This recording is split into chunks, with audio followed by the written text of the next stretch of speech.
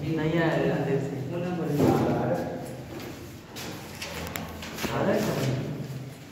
Clear है? Clear? तो हम क्या करने वाले थे क्लास में, हम पढ़ क्या रहे थे? क्या थी वो? General properties of D block element. कौन कौन सी प्रॉपर्टी कर ली? Metallic constant, metallic character, melting point, boiling point, heat of atomization and size. Metallic property और heat of atomization, colour of the complex भूल गए, और फॉर्मेशन ऑफ कॉम्प्लेक्सेस। फिर कल करा था आयनाइजेशन एनर्जी। आज करने वाले ऑक्सीडेशन स्टेट। ऑक्सीडेशन स्टेट के बारे में बताया। ऑक्सीडेशन स्टेट क्या होता है? हाँ, क्या होता है ऑक्सीडेशन स्टेट?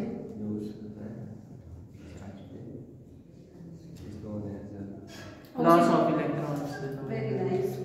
ऑक्सीडेशन स्टेट होता है आपका, ऑक्सीडेशन स्टेट होता है आपका जब भी कोई भी मेटल है, आपकी बात हो रही है डी ब्लॉक के मेटल की। किसकी बात हो रही है? प्रॉपर्टी किसकी पढ़ रहे हैं? डी ब्लॉक के मेटल्स की। डी ब्लॉक में अगर मेटल्स है, मेटल की प्रॉपर्टी क्या होती है? इलेक्ट्रॉन को गेन करने की या लूज करने की? किसकी मैम? मेटल की लूज। मेटल जितने भी है सारे इलेक्ट्रॉन को देते हैं, नॉन मेटल इलेक्ट्रॉन को लेते हैं। अगर आपका क्या है, ऑक्सीडेशन स्टेट बताता है कि आपके कितना लॉस ऑफ इलेक्ट्रॉन के बारे में। किसके बारे में बताते हैं? लॉस ऑफ इलेक्ट्रॉन, कितना इलेक्ट्रॉन लॉस होने वाला है। ठीक है, तो जैसे कि मैं कह रही हूँ आपका स्कैंडियम है, titanium, vanadium, chromium, iron, cobalt, निकल, इलेक्ट्रॉनिक कॉन्फ़िगरेशन यहाँ पे D3, यहाँ पे यहाँ पे 4s2 3d5 है, वहाँ पे यहाँ पे ये 8 D9 D10 okay okay D10 4s1। ठीक है, ठीक है ना। अब देखो क्या कर रहे हैं हम, ऑक्सीडेशन स्टेट। जितने भी मेटल है आपके यहाँ पे क्या लिख हो गया, जो डी ब्लॉक में क्या होते हैं सारे मेटल, क्या होते हैं? मेटल की क्या प्रॉपर्टी होती है? Loss of electron. कितने आपके मेटल इलेक्ट्रॉन को लूज करने के बाद कौन सी ऑक्सीडेशन स्टेट में आएंगे, या इसे वैलेंसी भी कहते हैं। देखो जैसे कि मैं बात करूंगी स्कैंडियम, स्कैंडियम कौन सी ऑक्सीडेशन स्टेट दिखाता है? स्कैंडियम के साथ में आपको पता है ना, R1 18 4s2 3d1 यही है ना, ये तो पता है। अगर यहां से मैं तीनों के तीनों इलेक्ट्रॉन निकाल लूं, स्टेबल हो जाएगा ये। तो स्कैंडियम कौन सी ऑक्सीडेशन स्टेट दिखाएगा? +3। टाइटेनियम, टाइटेनियम का क्या होता है? 4s2 3d2 होता है, ये आपका +2 भी दिखाएगा। +2 इलेक्ट्रॉन का मतलब 2 इलेक्ट्रॉन S से निकाल देगा। फिर +3 का जब आपका D से एक निकाल देगा, इसका मतलब क्या है? D1 है ना, +4 समझ आ रहा है? D0। उसी तरह से आपका वेनेडियम है, वो +2 दिखाता है, +3 +4 +5। यहाँ पे जितने भी इलेक्ट्रॉन है सब निकाल देगा, +2 +3 4 5 6। मैंगनीज के केस में ऑक्सीडेशन स्टेट क्या दिखती है? 2 7 इलेक्ट्रॉन है, सातों के सातों निकल जाते हैं। पर इस केस में ये नहीं होगा। यहाँ पे क्या होता है, जैसे जैसे हम आगे बढ़ते हैं, आगे बढ़ते बढ़ते क्या होता है? इफेक्टिव न्यूक्लियर चार्ज बढ़ता है तो सभी इलेक्ट्रॉन को निकालना डिफिकल्ट हो जाता है। अगर Z इफेक्टिव बढ़ गया, Z इफेक्टिव समझ लो ना क्या होता है? न्यूक्लियर चार्ज बढ़ गया तो सभी इलेक्ट्रॉन इजीली नहीं निकल पाएंगे। तो ऑक्सीडेशन स्टेट +2 तो इजीली दिखाएगा ना, 2 इलेक्ट्रॉन निकालना तो इजी होगा ना। ये किस फॉर्म में आएगा? ये आएगा आयरन +2 में, समझे? आयरन +2 मतलब D6 फिर उसके बाद +3 भी दिखाएगा, +4 +5 +6 तरीके। ये वाला आपका +2 +3 +4, यहाँ भी आपका +2 +3 +4। आपका जो कॉपर है वो +1 और +2 में स्टेबल होता है, जो जिंक है वो ओनली +2 दिखाता है।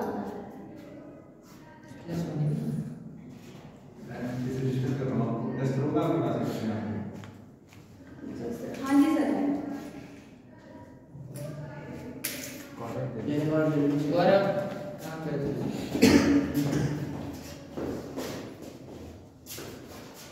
ठीक है। तो ये ऑक्सीडेशन स्टेट दिख रही है पर्टिकुलर मेटल की, मेटल किसका है, डी ब्लॉक का। ये ऐसे तो नहीं दिखाएगा, कॉम्प्लेक्स फॉर्म में दिखाएगा, किसी के साथ कॉम्प्लेक्स। फॉर एग्जांपल अगर मैंगनीज +7 में है तो क्या है, KMnO4 फॉर्म में दिखाता है +7। मैंगनीज आपका क्या है, डी ब्लॉक का एलिमेंट है या मेटल है, इसकी ऑक्सीडेशन निकालोगे, ऑक्सीडेशन स्टेट +7 है। ठीक है। तो क्वेश्चन क्या पूछा जाता है, क्वेश्चन नंबर 1 पूछा जाता है most common oxidation state. Most common oxidation state in 3D series क्या है, मोस्ट कॉमन, सबसे ज्यादा सब में क्या दिख रही है, +2 दिख रही है, सब में है +2। फिर मुझे ये बताओ सबसे लोएस्ट ऑक्सीडेशन स्टेट कौन से ट्रांजिशन एलिमेंट में दिखाई है, +7 Mn या सबसे कम oxidation state, link least value of oxidation state given by transition element. कौन से ट्रांजिशन एलिमेंट की लीस्ट ऑक्सीडेशन स्टेट है, लीस्ट क्या मतलब, ma'am cobalt nickel copper zinc की ऑक्सीडेशन स्टेट समझो तो मैम क्रोमियम में +1 है, क्रोमियम में +1 है, क्रोमियम में +1 कहाँ है, आना चाहिए +1 +1 आने के बाद +1 वैसे स्टेबल होता नहीं है। एक्चुअली क्या होता है ना, जब हम इनके कंपाउंड देखते हैं, हम एक एक्सपेरिमेंटल डाटा देख के लिखते हैं इसे। जैसे क्रोमियम के जब भी तुमने कोई कॉम्प्लेक्स देखे हैं CrH2O6 इस तरह देखा है, यहाँ पे साइन हमेशा +2 होता है। क्रोमियम हमेशा +2 ऑक्सीडेशन स्टेट में बॉन्ड बनाता है। यहाँ पे तुमने कभी इस तरह देखा नहीं होगा, अगर नहीं देखा है दैट मीन्स तब पक्का क्रोमियम +1 में एग्जिस्ट नहीं कर रहा। स्टेबिलिटी मैटर करती है ऑक्सीडेशन स्टेट के लिए। ऑक्सीडेशन स्टेट मतलब इलेक्ट्रॉन को लूज करना है, लूज करने के बाद भी स्टेबिलिटी होनी चाहिए। ठीक है। यहाँ पे जो कह रहा है ये वाला कोबाल्ट निकल और कॉपर, यहाँ पे क्या होता है, यहाँ से जैसे हम आगे को जाते हैं Z इफेक्टिव बढ़ता है। क्या होता है, Z इफेक्टिव क्या होता है, न्यूक्लियर चार्ज बढ़ने से क्या होता है, force of attraction, force of attraction बढ़ता है। फोर्स ऑफ अट्रैक्शन बढ़ने से फॉर एग्जांपल 2 इलेक्ट्रॉन इसमें निकाल दिए, D7 बन गया। फिर बाकी आपका एक और इलेक्ट्रॉन को निकाल दिया +3 के लिए, D6 हो गया, एक और निकाल दिया D5 हो गया। अब D5 के केस में क्या कह रहा है, ये कोबाल्ट +4, अब तुमने और यहाँ से इलेक्ट्रॉन निकालना है। ठीक है, D5 अगर तुम यहाँ से निकालोगे, जो ये कोबाल्ट है ये +4 ऑक्सीडेशन स्टेट में इतना स्टेबल हो जाता है कि यहाँ से इलेक्ट्रॉन निकालना डिफिकल्ट हो जाता है। स्टेबल क्यों होता है, +4 चार्ज है और ऊपर से इसका Z इफेक्टिव भी ज्यादा है। Z इफेक्टिव ज्यादा है तो ये आपका +5 +6 +7 नहीं शो करेगा। क्लियर। तो इस तरह ऐसे चलता है। जब हम इसकी कॉपर और जिंक की बात करेंगे, कॉपर जब +1 से इलेक्ट्रॉन निकालता है तो D10 हो जाता है, मैक्सिमम +2 दिखाता है, मैक्सिमम +2 D9 तक पहुंचता है। जो जिंक है वो +2 दिखाता है। तभी तो कहते हैं जो जिंक के जो भी कंपाउंड है वो व्हाइट होते हैं। याद आ रहा है, व्हाइट का मतलब ये मैक्सिमम Zn +2 तक दिखाएगा। अगर इसने गलती से +3 दिखा दिया, +3 का मतलब D9 हो गया। स्टेबल भी तो होना चाहिए, ऐसा नहीं है तुम अपनी मर्जी से निकालते रहोगे। जिंक +2 तक ही इलेक्ट्रॉन दे पाएगा, 2 इलेक्ट्रॉन लूज कर पाएगा। क्लियर, ठीक है ना। तो आपको अगर पूछा जाए कौन सी ट्रांजिशन एलिमेंट है जो सिर्फ ओनली या manganese transition element which shows only one oxidation state, कौन सा ट्रांजिशन एलिमेंट ऐसा है जो सिर्फ एक ही ऑक्सीडेशन स्टेट दिखा रहा है, जिंक। जिंक ट्रांजिशन एलिमेंट है? Yes sir.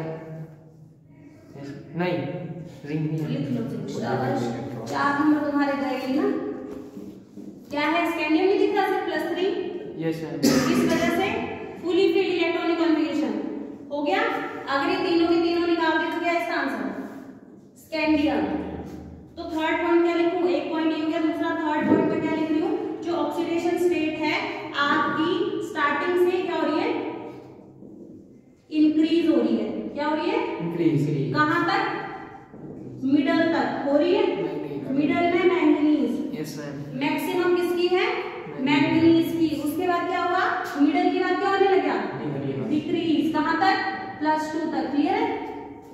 और मोस्ट कॉमन क्या है +2, ये लिखना पड़ेगा तुम्हें, ठीक है। क्वेश्चन सीधा पूछा जाएगा।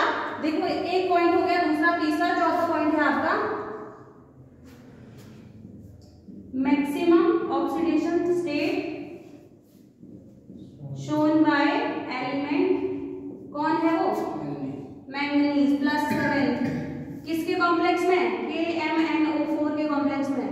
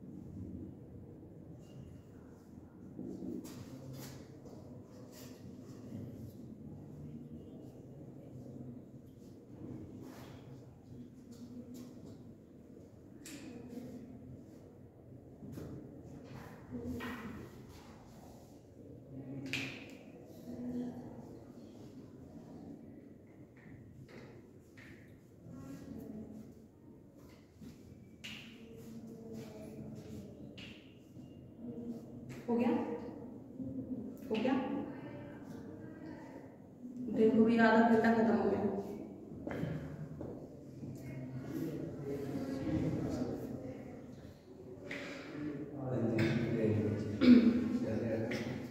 हो गया। अब देखो हम बात करें ऑक्सीडेशन स्टेट की। ऑक्सीडेशन स्टेट कौन दिखाता है, मेटल। मेटल किसकी बात कर रहे हैं, डी ब्लॉक के मेटल की। डी ब्लॉक में अगर सारे मेटल है, मेटल की प्रॉपर्टी इलेक्ट्रॉन को लूज करना। जो मैंने ये सारे दिखाए हैं वो क्या है, मेटल। वही ऑक्सीडेशन स्टेट दिखाएगा जिसमें वो स्टेबल भी होगा। फॉर एग्जाम्पल तुम कहो जिंक में दिखा दूं Zn+10, ऐसा कभी देखा है, स्टेबल ही नहीं होता। ऐसी ऑक्सीडेशन स्टेट दिखेगी जो स्टेबल है। अगर इस स्कैंडियम की बात कर रही हो, तुम कहेंगे स्कैंडियम +1 +2 क्यों नहीं दिखा रहा, वो स्टेबल ही नहीं होते, उसके कोई कॉम्प्लेक्स ही नहीं बनते, ठीक है। मोस्ट कॉमन क्या है इसका, +3। +3 क्यों है, क्योंकि ये फुली फिल्ड हो गया है। +3 का मतलब ये सारे निकल चुके हैं। फिर टाइटेनियम के लिए मोस्ट स्टेबल इलेक्ट्रॉनिक कॉन्फ़िगरेशन या ऑक्सीडेशन स्टेट +4 होगी। क्या होगी, क्यों होगी, D0 फुली फिल्ड। क्या है, फुली फिल्ड, ठीक है। फिर यहाँ देखो वेनेडियम तुम्हारा +5 तक दिखता है। जैसे तुमने कुछ इस तरह का देखा है TiO2। अगर इसकी ऑक्सीडेशन स्टेट निकालनी आती है, वैसे तो मैं नेक्स्ट चैप्टर में करवाने वाली हूँ। जिसकी निकालते हैं उसको X लेते हैं, लेते हैं। ऑक्सीजन के कितना होता है ऑक्सीडेशन स्टेट, -2। कितने हैं, 2 ऑक्सीजन = 0। कितना होगा, X यहाँ प्लस की वैल्यू रहती है -x - 4 = 0, x +4। हो गया, दिखा +4 वाला, वही मतलब है मेरा।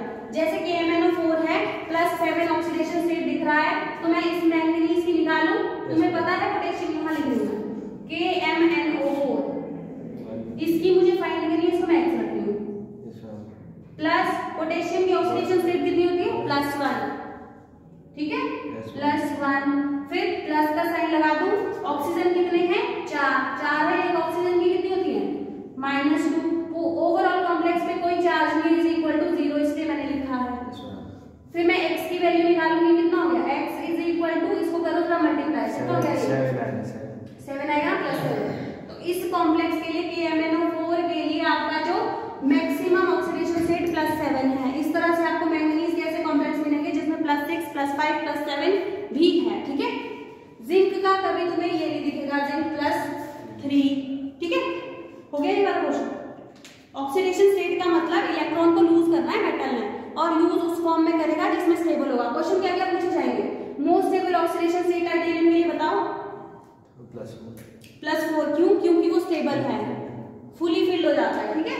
+4। Most common oxidation state for the 3D series, most common क्या है? जब तुम स्टार्टिंग से देखोगे यहां से यहां क्या हो रहा है, वैल्यू इंक्रीज हो रही है, फिर डिक्रीज हो रही है, 6 6 6 4 2 3 हो रहा है। थोड़ा थोड़ा मैं आइडिया लग जाएगा माइंड में। अब लिखो, अब why the transition element shows, question इस तरह से आता है पेपर में ना, why the transition element shows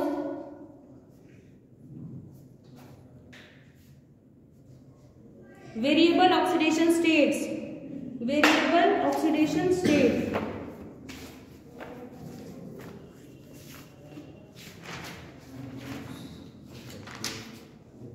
लिखो, transition element shows variable oxidation state, transition element shows variable oxidation state due to the participation of,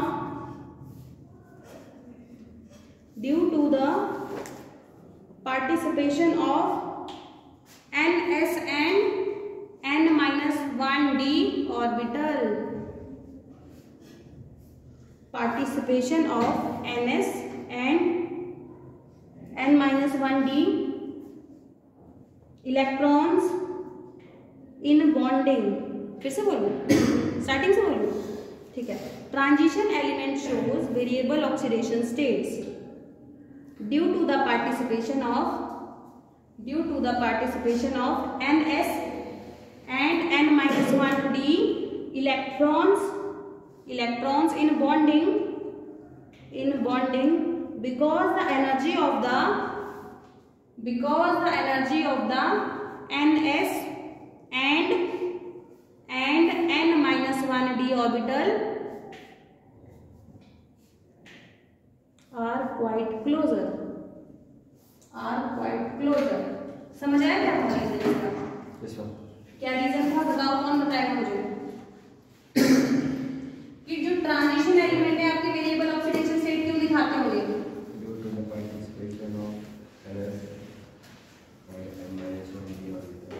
पढ़ो क्या कुछ तो लिखा है इसमें क्या लिखा है? इसमें लिखा है जब भी ट्रांजिशन एलिमेंट आपके वेरिएबल ऑक्सीडेशन स्टेट दिखाते हैं, किस वजह से दिखाते हैं? इसमें क्या है, इसमें जो ऑर्बिटल यूज होते हैं ना बॉन्डिंग के लिए, ns और n-1d वाले, अगर ये ऑर्बिटल यूज हो गए, ऑर्बिटल के इलेक्ट्रॉन यूज हो गए, तो टोटल इलेक्ट्रॉन, ठीक है, ये वाले इलेक्ट्रॉन यूज होते हैं बॉन्डिंग के लिए। ns फॉर एग्जांपल 4s और 3d के जो भी इलेक्ट्रॉन है वो बॉन्डिंग में यूज होते रहते हैं। कहाँ यूज होते हैं? बॉन्ड फॉर्मेशन में। बॉन्ड फॉर्मेशन में क्यों यूज होते हैं? क्योंकि इनकी एनर्जी सेम होती है। तुम 2 मिनट के लिए ये भी कह सकते हो ना, अगर तुम्हें केमिकल बॉन्डिंग याद हो ना अच्छे से, तो अगर मैं कहूं, ठीक है जी, मैंगनीज का अगर बॉन्ड बनेगा किसकी वजह से बनेगा? आप तुम्हारे माइंड से निकल जाएगा सब कुछ। अगर मैं केमिकल बॉन्डिंग पे आ गई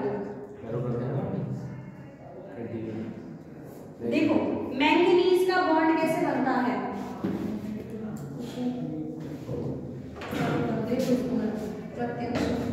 ये देखो, ये तुम्हारा मैंगनीज है, इसका एटॉमिक नंबर जल्दी बताओ। 25। इलेक्ट्रॉनिक कॉन्फ़िगरेशन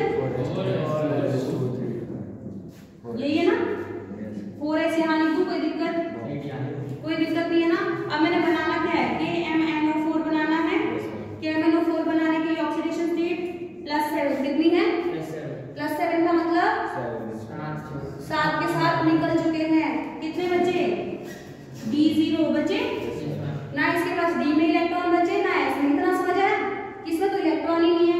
अब क्या है? ऑक्सीजन आ रहा है नीचे से, एक ऑक्सीजन, दूसरा, तीसरा, कितने ऑक्सीजन आ रहे हैं? 4 ऑक्सीजन के साथ बॉन्ड बन रहा है। तो कैसे बनेगा? एक ऑक्सीजन पहले, ये देखो आपको पता है कंपेयर होते हैं, एक बॉन्ड बन गया,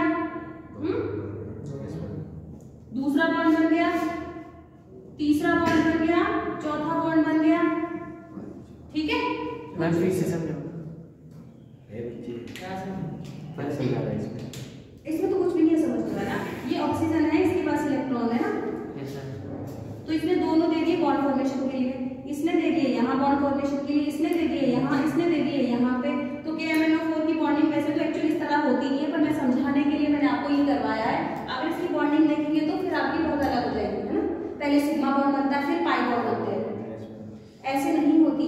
जस्ट क्या है कि जो ये ऑर्बिटल और ये ऑर्बिटल की एनर्जी सेम हो जाती है। अगर इन दोनों की एनर्जी सेम हो गई, एनर्जी सेम होने की वजह से जो इनके इलेक्ट्रॉन है वो पार्टिसिपेट करते हैं बॉन्डिंग में, ठीक है, बॉन्डिंग में पार्टिसिपेट करेंगे सेम एनर्जी के, इसलिए वेरिएबल ऑक्सीडेशन स्टेट है। क्लियर है? क्लियर है? आगे चलिए, आगे है हमारा मैग्नेटिक प्रॉपर्टी। अब है magnetic property.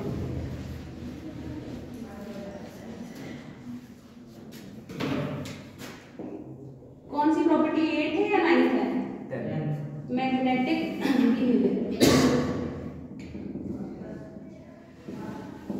Magnetic behaviour of the D block element की बात कर रहे हैं।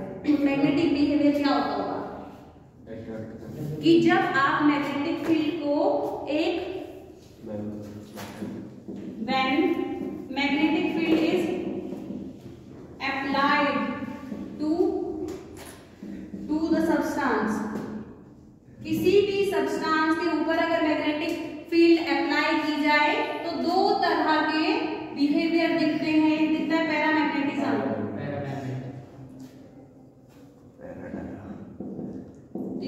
ठीक है, पैरामैग्नेटिज्म और डायमैग्नेटिज्म। अगर किसी भी सब्सटेंस के ऊपर, फॉर एग्जांपल ये सब्सटेंस है, इस सब्सटेंस के ऊपर मैं मैग्नेटिक फील्ड अप्लाई करूं, क्या करूं, तो इस सब्सटेंस के दो बिहेवियर दिख सकते हैं, या तो पैरामैग्नेटिक या डायमैग्नेटिक, ठीक है। पैरामैग्नेटिक क्या होता है, पैरामैग्नेटिक बिहेवियर क्या होता है, पैरामैग्नेटिक बिहेवियर के पॉइंट वाइज लिख लियो है ना। पैरामैग्नेटिक बिहेवियर क्या होता है, कोई भी सब्सटेंस है, देखो यहाँ कोई भी सब्सटेंस है, इस सब्सटेंस को अगर मैं मैग्नेटिक फील्ड के साथ लाइन कर रही हूँ तो इस सब्सटेंस की जो प्रॉपर्टी है वो मैग्नेटिक फील्ड के साथ लाइन करेगी, समझे? डायमैग्नेटिक सब्सटेंस क्या है, ये कोई सब्सटेंस ऐसे ऐसे घूम रहा है, अगर आपने मैग्नेटिक फील्ड कौन सी डायरेक्शन में लगाई, ऊपर लगाई, तो आपका जो सब्सटेंस की डायरेक्शन है वो चेंज हो जाएगी। ये तो फिजिक्स में भी पढ़ा है ना कि डायमैग्नेटिक है। पैरामैग्नेटिक बिहेवियर क्या है, the substance which is attract by the magnetic field. क्या होता है paramagnetic substance, attract by the magnetic substance which is attract by magnetic field. ये क्या है, रिपेल बाय मैग्नेटिक फील्ड। दिख रहा है ना, ये अट्रैक्ट हो रहे हैं, मैग्नेटिक फील्ड ऊपर जा रही है, सब्सटेंस का प्रॉपर्टी भी ऊपर जा रहा है।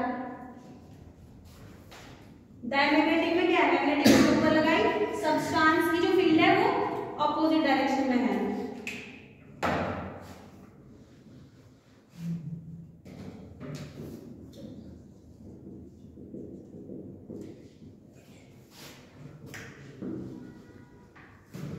ये देखो जो पैरामैग्नेटिक बिहेवियर है सब्सटेंस का, वो किस पे डिपेंड करता है, अनपेयर्ड इलेक्ट्रॉन पे करता है, अनपेयर्ड इलेक्ट्रॉन पे।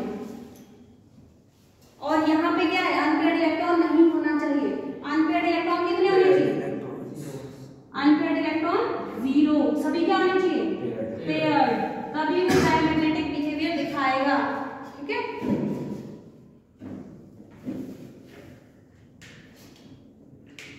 इसके बाद करने वाले मैग्नेटिक मोमेंट।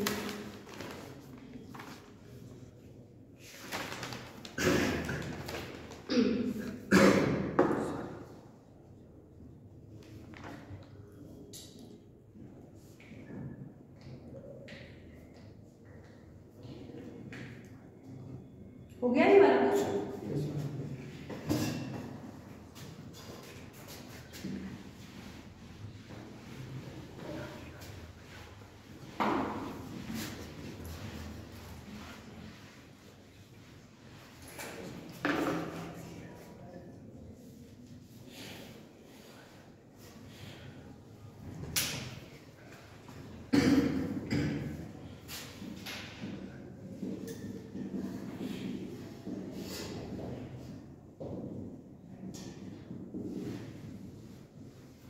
अब करने वाले हैं magnetic moment. It is determined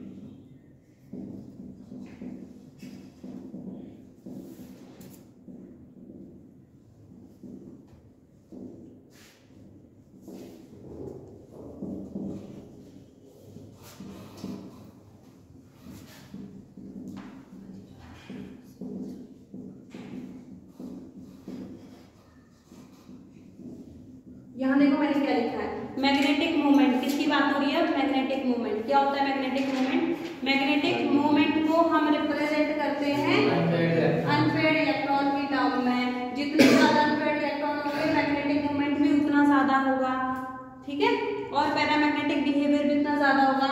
unit of magnetic moment Bohr magneton, Bohr magneton. इसको फाइंड कैसे करते हैं?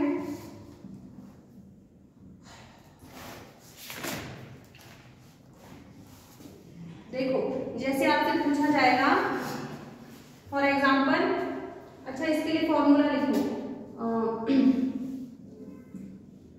For the calculation of magnetic moment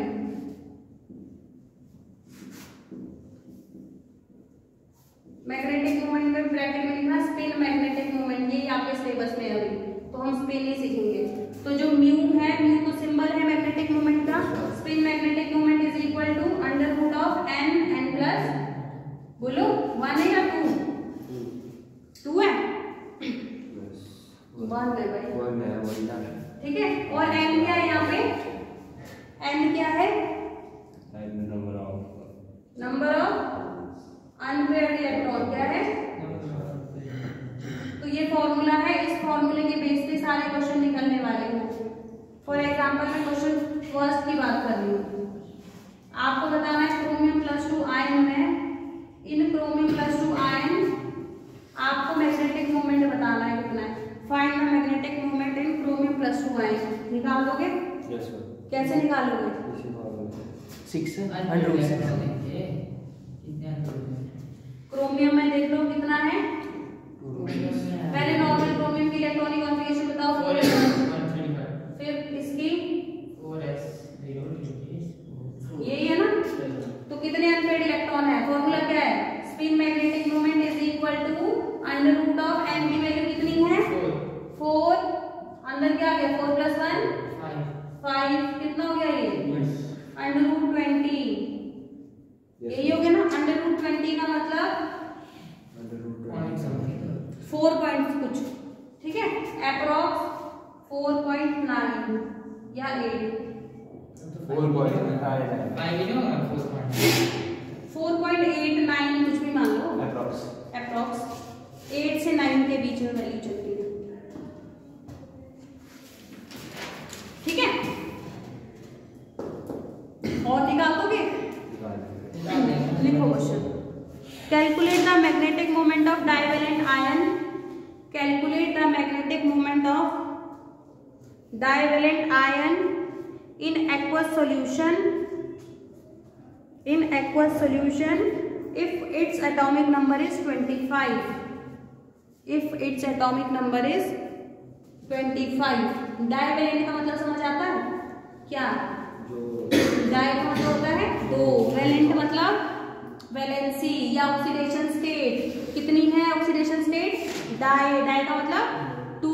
कितना? 2 प्लस का या माइनस का? ऑब्वियसली मेटल प्लस में ही दिखाता है ना। मेटल इलेक्ट्रॉन देगा तो प्लस में दिखाएगा। तो क्या हो गया? मैंगनीज +2। क्वेश्चन समझे किसका निकालना है? चलो करो। अंडर रूट 30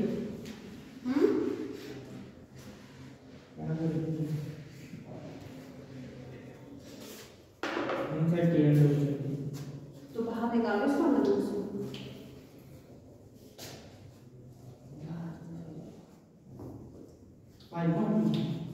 5.8 अप्रोक्स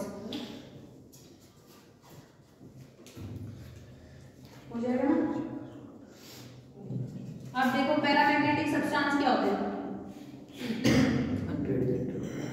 डायमैग्नेटिक 5.5 है और फेरोमैग्नेटिक 5.5 है।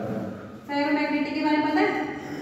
पैरामैग्नेटिक में जो यहाँ देखो, ये है आपका कोई, यहाँ देख लो, ये कोई इलेक्ट्रॉन है आपके कहीं भी घूम रहे हैं, ठीक है। तो जैसे ही आपने यहाँ से क्या किया? मैग्नेटिक फील्ड अप्लाई की। क्या की? मैग्नेटिक फील्ड अप्लाई की। तो ये क्या हो गए? मैग्नेटिक फील्ड की लाइन में ही चल पड़े। ये है पैरामैग्नेटिक बिहेवियर।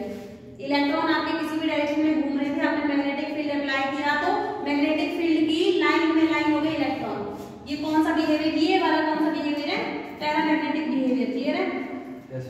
डायमैग्नेटिक में क्या होगा? अगर ये डायमैग्नेटिक सब्सटेंस ऐसा ही होगा ना पेयर, इस तरह का कुछ डायमैग्नेटिक सब्सटेंस होने वाला है, आपने क्या किया मैग्नेटिक फील्ड इस फील्ड में अप्लाई की तो क्या हो जाएगा इसका बिहेवियर? ये आपके सारे पीछे को चलने लगेंगे। क्लियर है ना? फिर फेरोमैग्नेटिक क्या होता होगा? फेरोमैग्नेटिक आपका स्ट्रॉन्ग पैरामैग्नेटिक होता है। क्या होता है? क्या होता है ये? Strong paramagnetic. पैरामैग्नेटिक का तुम्हें पता है मैग्नेटिक फील्ड आप लगा रहे हो और ये वापस इसी फील्ड में जा रही है, हाँ या ना? स्ट्रॉन्ग क्यों है? क्योंकि पहले से पैरामैग्नेटिक दिखा रहा था, पहले से ही पैरामैग्नेटिज्म दिखा रहा था, आपने मैग्नेटिक फील्ड यूज की तो फिर से स्ट्रॉन्ग पैरामैग्नेटिक हो गया। यहाँ पे ये पैरामैग्नेटिक नहीं था, फील्ड लगाने के बाद पैरामैग्नेटिक हो गया मैग्नेटिक फील्ड की डायरेक्शन में। ये स्ट्रॉन्ग क्यों है? पहले से पैरामैग्नेटिक है, आपने फील्ड लगाई उसी की डायरेक्शन में चल पड़ा। डिफरेंस पता चला? ठीक है ना? पेपर में पूछेंगे, बना देना, खत्म कर देना, या जो भी लिखना, it is attract by the magnetic field, repel by the magnetic field, strongly attract by the magnetic field. लिख लोगे? हो गया? एक ट्रिक लिखना साथ में, स्पिन मैग्नेटिक मोमेंट निकालने के लिए। ट्रिक क्या हुआ आपकी? ट्रिक ये है, अगर आपका अनपेयर्ड इलेक्ट्रॉन एक है, कितना है? एक, तो मैग्नेटिक मोमेंट की जो भी वैल्यू आएगी आपका n+1 रूट से, अंडर रूट से जो भी आएगी वो 1.8 के 1.9 के अप्रॉक्स आएगी। क्लियर है? हाँ ना? अगर 2 इलेक्ट्रॉन है अनपेयर्ड तो 2.8 टू 2.9 अप्रॉक्स, 3 है तो ठीक है। अगर 9 है, 9 तो अनपेयर्ड इलेक्ट्रॉन होंगे ही नहीं, 4 होंगे तो 4.8 टू 4.9, 5 है तो 5.8 टू 5.9। ठीक है? वैल्यूज अगर एक अनपेयर्ड इलेक्ट्रॉन है, सीधा कैलकुलेट करने की जरूरत नहीं है, मैंने वैल्यू बता भी दी तुम्हें। ठीक है ना? हो गया? फेरोमैग्नेटिक क्या बोलते हैं आप? स्ट्रांगली पैरामैग्नेटिक, पहले से ही पैरामैग्नेटिक बिहेवियर है, मैग्नेटिक फील्ड लगाने के बाद नहीं हुआ है। ठीक है?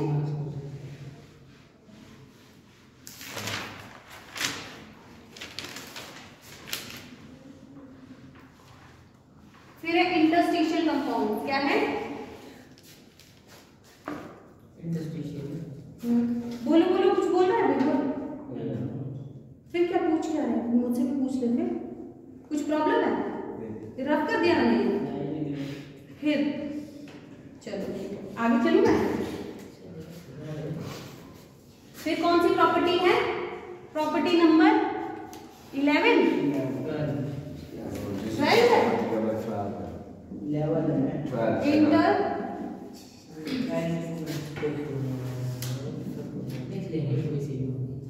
इंटरस्टिशियल कंपाउंड, जो भी आपके डी ब्लॉक के एलिमेंट है वो इंटरस्टिशियल कंपाउंड बनाते हैं। क्या बनाते हैं? Interstitial compounds.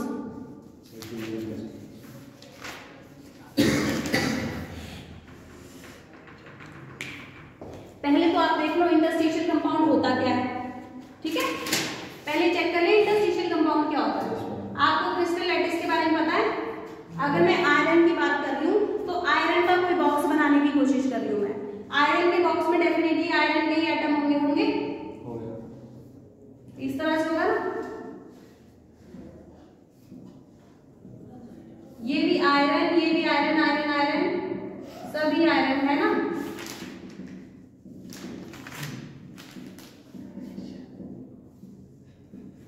ये थोड़ा सा पास पास बनाना, टच होता है ये।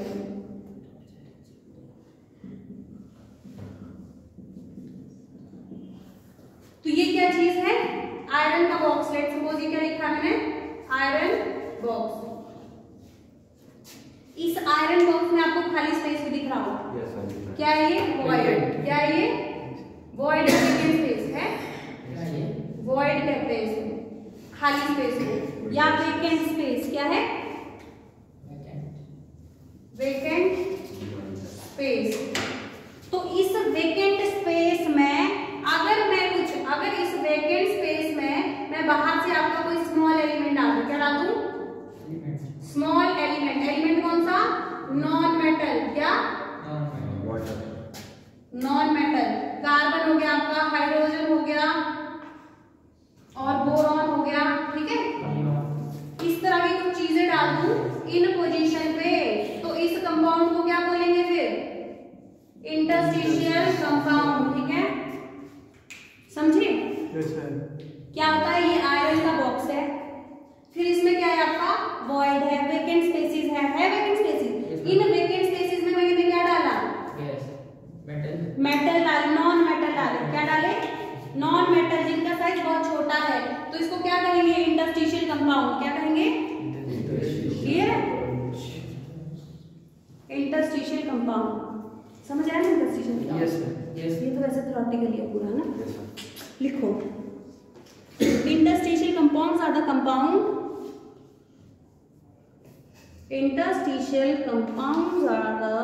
compounds formed as a result of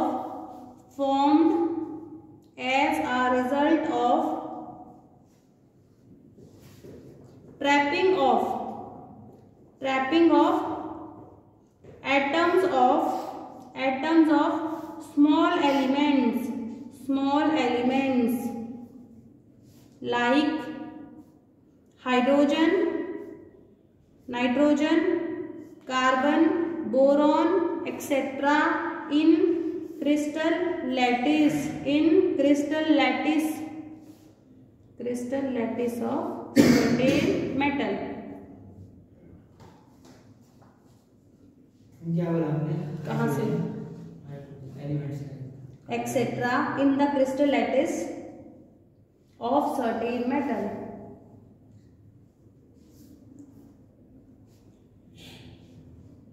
हो गया? एक बार स्टेटमेंट पढ़ो, क्या बोलना चाह रहा है ये इंटरस्टिशियल कंपाउंड क्या होता है?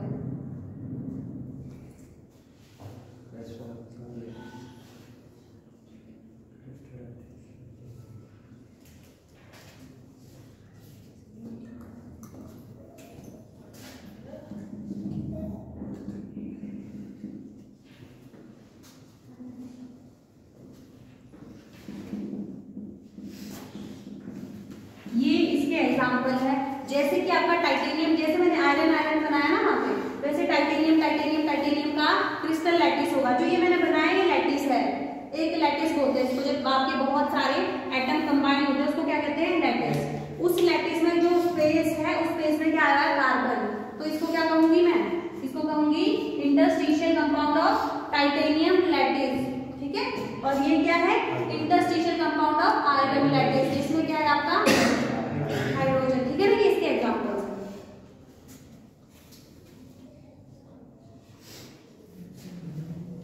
अब नेक्स्ट पॉइंट लिखो, द स्मॉल। अब देखो जो स्मॉल एलिमेंट्स होते हैं ना आपके, स्मॉल एलिमेंट कौन से? स्मॉल एलिमेंट्स जो कौन से? Hydrogen, carbon, nitrogen, boron. जो किस में जुड़े हुए हैं? जो किसके साथ अटैच्ड है? मेटल के साथ, विदाउट एनी बॉन्ड। किसी कोई भी पर्टिकुलर बॉन्ड नहीं बना है इन दोनों के बीच में। जैसे यहाँ कार्बन है, कार्बन और मेटल में नो बॉन्ड फॉर्मेशन, कोई भी बॉन्ड नहीं बना। समझ पा रहे हो कि जो भी स्मॉल एलिमेंट्स है आपके, जो आपके इंटरस्टिशियल स्पेसिस पे है, इंटरस्टिशियल मतलब खाली जगह पे है, उनके बीच में एक्चुअल में कोई बॉन्ड नहीं है।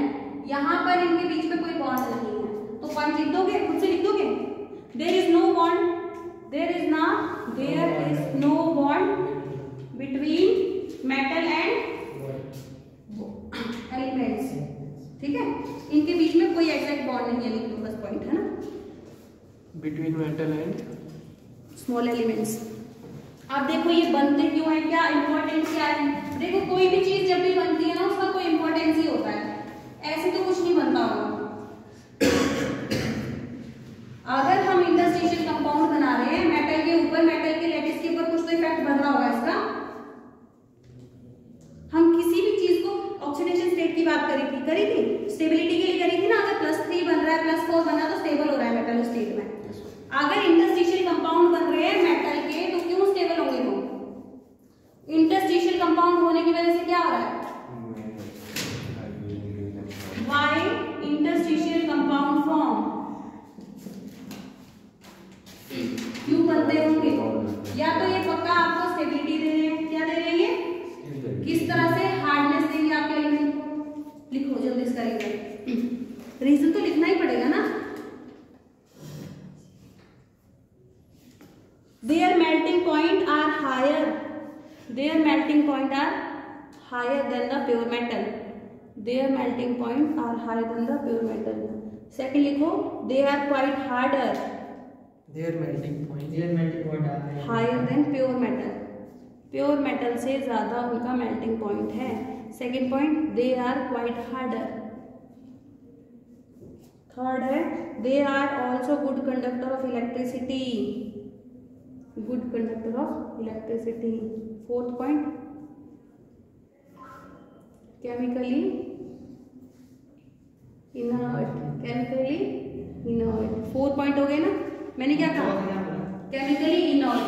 inert होता है stable, एक होता है reactive जो रिएक्शन में जाता है, inert होता है stable। बोलोगे theoretical portion। इसमें तो कुछ था ही नहीं वैसे, है ना। देखो ये पहला जो भी ये कह रहा है इंटरस्टिशियल कंपाउंड बनता क्यों है, बनने का रीजन मेल्टिंग पॉइंट ज्यादा है, किससे, प्योर मेटल से। प्योर मेटल अगर आयरन आयरन आयरन ही क्यों नहीं लिया, अगर मेल्टिंग पॉइंट बढ़ रहा है तो मतलब डेफिनेटली वो उसको ब्रेक होने में टाइम लगेगा। दूसरा क्या है, हार्ड हो जाएंगे।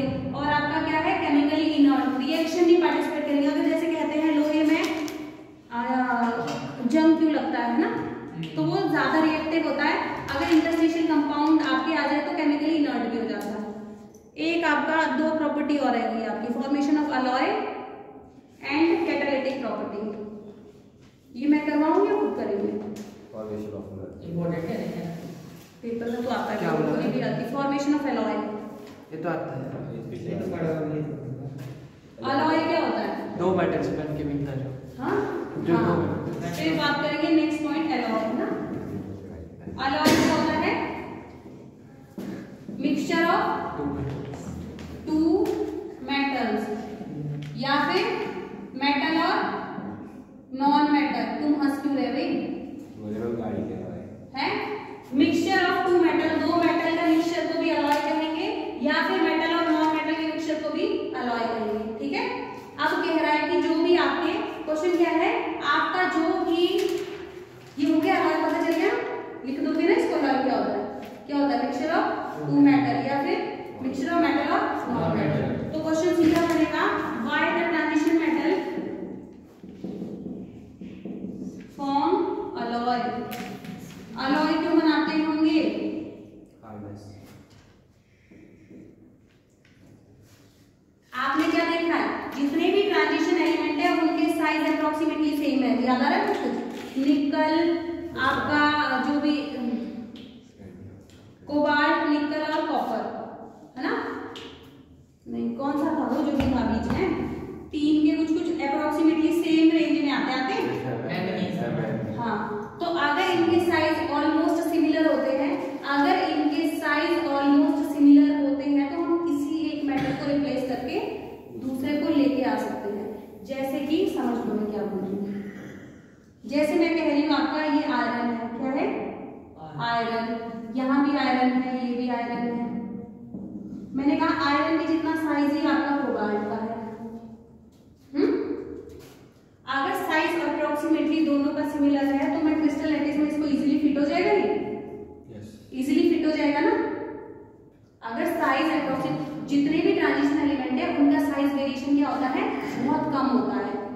वेरिएशन मतलब साइज में जो चेंजेस होते हैं वो बहुत कम होते हैं। अगर साइज में चेंजेस बहुत कम है तो हम किसी भी एक मेटल को क्रिस्टल लैटिस से हटा के हम दूसरा मेटल डाल सकते हैं। दूसरा मेटल डाल दिया तो इजीली फिट हो जाएगा, तो अलॉय बन जाएगा। अलॉय क्या, दो मेटल का मिक्सचर ही तो है, एक मेटल ये दूसरा मेटल ये। क्लियर है, मैं लिखूंगा या खुद लिखोगे, लिखो। लिखना क्या है,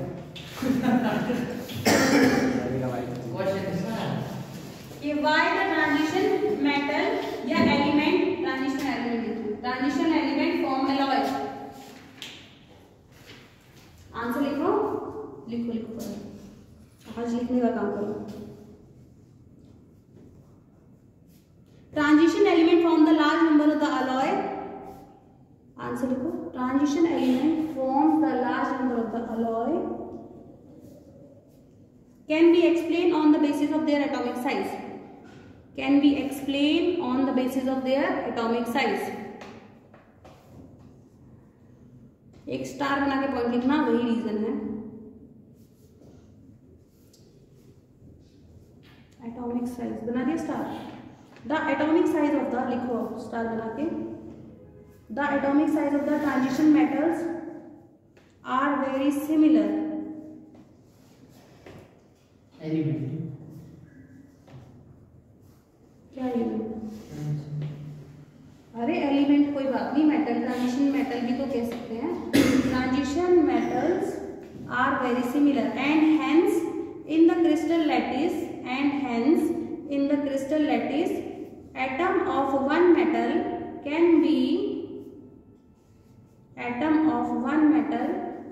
be radially replaced by crystal acid. Crystal lattice, comma, atom of one metal can be radially replaced with atom of another transition metal.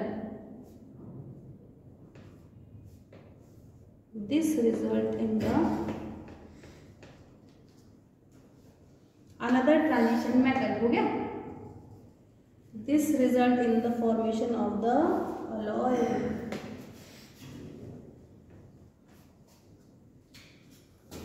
जैसे एग्जाम्पल है आपका ब्रास. पता है आपको ब्रास क्या होता है? किसका मिक्सचर होता है वो? कॉपर और पक्का, कॉपर और जिंक. किसका होता है? Copper and zinc. ये क्या कहता है? इस तरह से. तो अगर मैं ब्रास बनाना चाहूंगी, कैसे बनाऊंगी? फॉर एग्जांपल ये मेरा कॉपर का लैटिस है. क्या है? Copper lattice. ठीक है, कॉपर लैटिस है. यहाँ कॉपर है, कॉपर कॉपर कॉपर कह रही हूँ हर जगह. ठीक है, या अगर मैं यहाँ कॉपर कह रही हूँ, यहाँ मैंने कॉपर को हटाकर जिंक ऐड कर दिया क्योंकि इनका साइज अप्रोक्सीमेटली सेम था. ठीक है, तो इस तरह के जो भी आपका मिक्सचर है दो मेटल का, ये अलॉय तो है. ऑब्वियसली अलॉय तो पढ़ रहे हैं हम. बन क्यों रहा है? क्योंकि साइज अप्रोक्सीमेटली सेम है. क्लियर हो गया? काफी नहीं और पढ़ना है? Yes sir. हो गया टाइम अब तक. 5:30 बजे हम वेट करेंगे. 48 10 minutes आगे सीखेंगे बच्चा. और अब आपका क्या बाकी है? अभी तुम्हारी एक कैटालिटिक प्रॉपर्टी बाकी है. Ionisation energy of D orbital down the loop. करवा तो कल ही करना है. 3D 4D